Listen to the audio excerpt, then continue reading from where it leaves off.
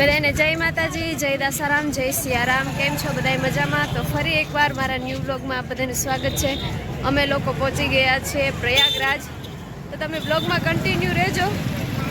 તમને ત્રિવેણી સંગમના દર્શન કરાવી અને પ્રયાગરાજનો મેળો કેવો છે, કેવી ટ્રાફિક છે. કાલે શિવરાત્રિ છે અને અમે લોકો આજે એના આગલા દિવસે આવી ગયા છીએ.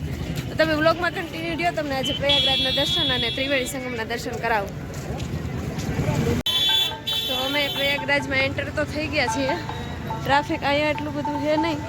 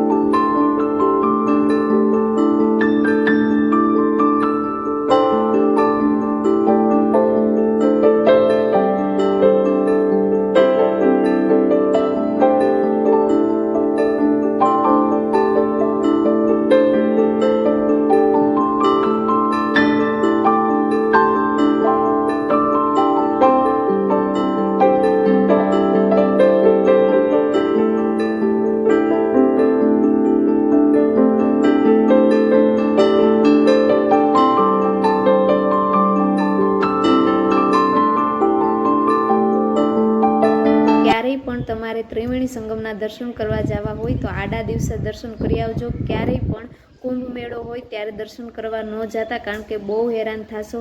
ખાલી હાલવાનું જ હોય છે, ત્યાં ત્રિવેણી સંગમના દર્શન થતા નથી, કારણ કે ત્રિવેણી સંગમ સુધી આપણે જવા દેતા નથી. જ્યારે કુંભ મેળો હોય ત્યારે આડા દિવસે તમે ત્યાં દર્શન કરી શકો છો. અમારા લોકોને હનુમાન દાદાના પણ દર્શન નથી થયા, જ્યાં મેઇન સ્થળ છે એ. તો તમે ક્યારેય પણ જાઓ તો આડા દિવસે જાજો. કુંભ મેળો હોય ત્યારે ક્યારેય ન જતા.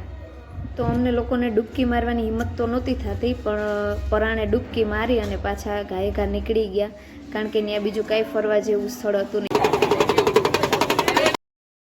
તો અમે લોકો હાલીને એટલા થાકી ગયા હતા કે આના પછી મને વ્લોગ બનાવવાની જરી કંઈ ઈચ્છા નહોતી, કારણ કે હાલીને એટલા થાકી ગયા હતા. તો તમને કેવો લાગ્યો વ્લોગ એ જરૂરથી કહેજો. અને કુંભ મેળામાં ક્યારેય પણ ન જતા, આડા દિવસે જઈ આવજો. તો મળીએ પાછા નવા વ્લોગમાં. ત્યાં સુધી બધાને જય માતાજી, જય દાસારામ, જય શ્રી રામ. ચેનલને લાઇક, શેર અને સબસ્ક્રાઈબ કરી દેજો.